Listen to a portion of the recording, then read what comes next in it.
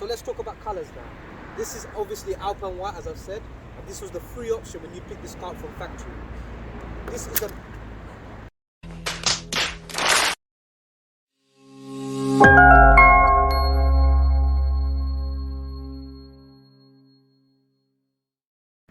Hey guys, my name is Mizan and welcome to Car Nitty. This here is my 2013 BMW M135i. I picked this car up for around £12,000 at the start of 2020, and I think that it might be one of the most incredible bang for buck deals that you could ever get. Believe it or not, you can pick up plenty of examples like this for around the same price, but I do believe this might be the highest spec example out there, and in this video we're going to cover that, so stick around. Let's talk about what a base M135i was back in 2012. It was in white, which is called Alpine White. It came with black leather seats, so no cloth options when you came to this car. You also got a manual gearbox, and you got 3 doors rather than the 5. Other things to note is you got these xenon headlights for free. They were part of the package, and you get LED tail lights for free as well. Apart from that, everything else was an option. As I said, this is Alpine White. This is the free option when you pick this car up back in the day, alright? This is the only colour that was non-metallic. So let me tell you what those colours are. You've got black sapphire, you've got mineral grey, Valencia orange, estrel blue, and a silver colour. Now, straight off there, you've only got about 5 to 6 options, which isn't a lot.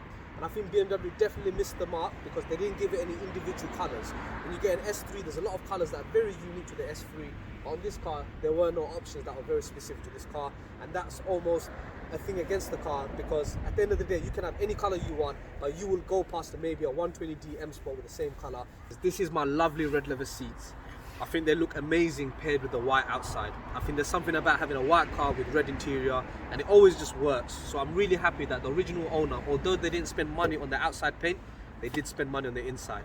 The free colour you get with the interior is actually black. It's a common black you see in any kind of BMW. My problem with the black is, although it looks fine, I mean there's nothing wrong with it, it's a bit dull, isn't it? The other option that I believe came with this generation of M135i is the beige colour. My only issue with that is I've noticed some of the dash comes with in cream, so this part of the dash will come in beige as well. The upper bit will be black, but the bottom half will be beige as well, and it just doesn't look good. It feels very old man like. It's very similar to having brown trim everywhere. It just doesn't sit well with a sporty car in my opinion.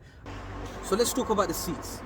BMW seats are very, very comfortable and they're very familiar. I mean, they're pretty much the same across the range, aren't they? Unless you get to the 5 Series and the 7 Series and vice versa. So when it comes to the seats, they are very ordinary, even in this M135i. And I do think that's where BMW missed the mark. They should have given this car some sort of sports seats or bucket seats. You can get an Audi S3 with the standard seats, but you can also get bucket seats. And that's why I do think the interior colour choice is so important. Imagine having this amazing engine under the bonnet, but you've got the plain black leather seats that a normal 120D has. You've got to get coloured seats. While we're on the topic of seats, you've obviously got to have heated seats. I mean, I'm not really going to go into much detail about it. We live in the UK, it gets ridiculously cold. You just need to have it, don't you? It's a must-have nowadays. And that's all I'll say on that matter. The other thing that is so worth having, especially if you share a car, is the electric memory seats. Now, if you don't share a car, it's not such a big deal. You can just get on with it. But if you share a car, honestly, once you have memory seats, you never want to go back. It's so simple to just adjust your seat at the flick of a button. And we all know BMW seats with the 3-lever system, it's a right faff to deal with. So let's talk about the most important option on this entire car, the gearbox. So there's 2 options, as you know. You've got the manual gearbox. It's a 6-speed, and we all know how they feel, right? BMW manuals, they know how to do it, and it's one of the last chances you can really have that opportunity. So I don't blame you if you want to go for the manual.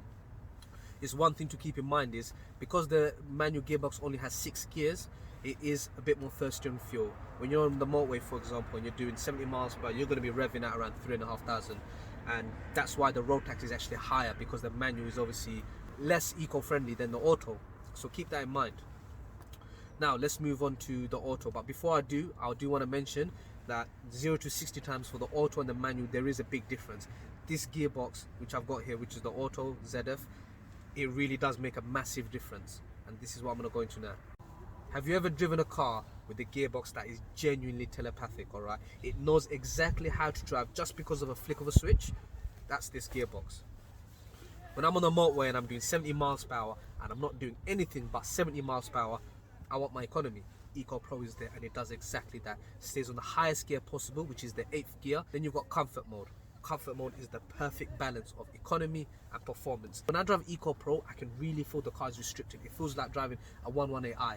Comfort is the best of both worlds. And then sports mode, it's on the lowest gear possible. It does not want to change up unless it has to. It's aggressive. It feels like a dual clutch at times, if I'm honest. And you can't ask for anything more from a gearbox. You genuinely can't. I'm not surprised this gearbox has taken over BMW M. Let's talk about iDrive. So there's three options when it comes to iDrive. You've got the small version, you've got the medium version, you've got the large version. What you've got in front of you right now is the large version. It's called the Pro Nav. The extra feature it allows over the other ones is the fact that it allows split view functionality. So as you can see, I can view my maps and I can still be in radio or telephone or wherever I want to be in my menus. It's also worth mentioning that when you get the Pro Nav, you get the black panel display added for free to your car. As you can see there, it allows lots of extra features to be added to your cluster, and it just makes it look a lot more digital around the analog dials. So if you live in the UK like me, let's be honest, at one point or another, you're gonna have to park on the road, aren't you? The problem you have with that is, our roads are very, very narrow. So the chance of someone hitting your mirror is also quite high. Hence why I love having this option. I think it's a no-brainer, honestly. You've just got to have it. So let's talk about audio systems that you can get with this car, right? There's 3 levels of audio systems, believe it or not. The highest is this Harman Kardon sound system. I don't think it's amazing, if I'm perfectly honest with you, but it's the best you're going to get with this car. And if you like your music, you've got to have it. There's one just below it. It comes in black. You don't get the Harman Kardon badging, as you can see. And apparently, it's a bit better than the basic one, which is the completely rubbish one. And honest truth is, I've never experienced it, so I cannot tell you how it feels. So let's talk about something that you've got to have in a car. Let's be honest. Rear parking aid.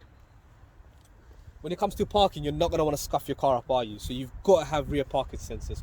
One thing that I have, which is an even bigger bonus, is a reverse camera. Something that I personally wouldn't even need in a car so small. I genuinely love it. This car can actually park itself, believe it or not. I think it uses the cameras and the extra sensors to park itself. So as you come to the front, you can see I've got another sensor here. This is how it detects how close it is to another car or a parking spot. And obviously I've got front sensors, as you can see here. Quite useful to have. I've got to have the rear sensors as a minimum, but it's really, really nice that I've got front sensors and I've got a reverse camera on top of all of that, and the fact that this car can park itself. So if you're using this car for commuting and you're going to be spending a lot of time on the motorway, and believe me, it's not a bad shout because this car can actually get 40 miles per gallon. So if you're using this car for that feature, you're going to want cruise control. You can see that the cruise control is an option. You have to spec it. You'll know if you don't have it if the left on the steering wheel is blank. That obviously allows you to pick a speed and the car will maintain that speed. So let's talk about the things that I don't have. And I'm going to be honest, there's not a lot that I don't have. But one of them, which is quite a big one for some people, would be the sunroof. BMWs don't really give panoramic sunroofs with their cars. And I'm talking about the full glass. So I'm not that upset that I don't have a sunroof. Another option that I didn't get is the M Performance exhaust system, alright? So what that means is you get different tips. It's got the M logo on them. And the back box, or should I say the muffler, is obviously a bit more, it enhances the sound of the car a bit better than the default one. One option that I really did wish that I had was the adaptive suspension. That option is amazing. I'm really, really upset that I do not have that. I genuinely can't express that enough. So what that would do is when the car is in comfort, the dampers will be softer, it will be nicer over bumps. And when you put it in sports, it will become a stiffer car, and it gives you the best of both worlds. My car has passive dampers, meaning it only has the one M Sport setup and that's it. So that's it, guys. That's my BMW M135i. I bought this car at the start of 2020 for around £12,000. It had just under 80k on the clock, full service history, and I'm the 3rd owner. I think I bought it for a bargain price, and there's many examples like this available right now to buy. So if you're thinking of buying an M135i and you don't know whether to get the LCI, or you don't know whether to save up and get the 140i or an S3 or Golf or whatever it is, guys, this series is going to go into what you can get for your money, alright? If you like this video, please share, subscribe and like the video. We've got some really exciting content coming. We are a startup channel and we really need the support, so make sure you guys do that for us, alright? We'll see you guys soon. Take care.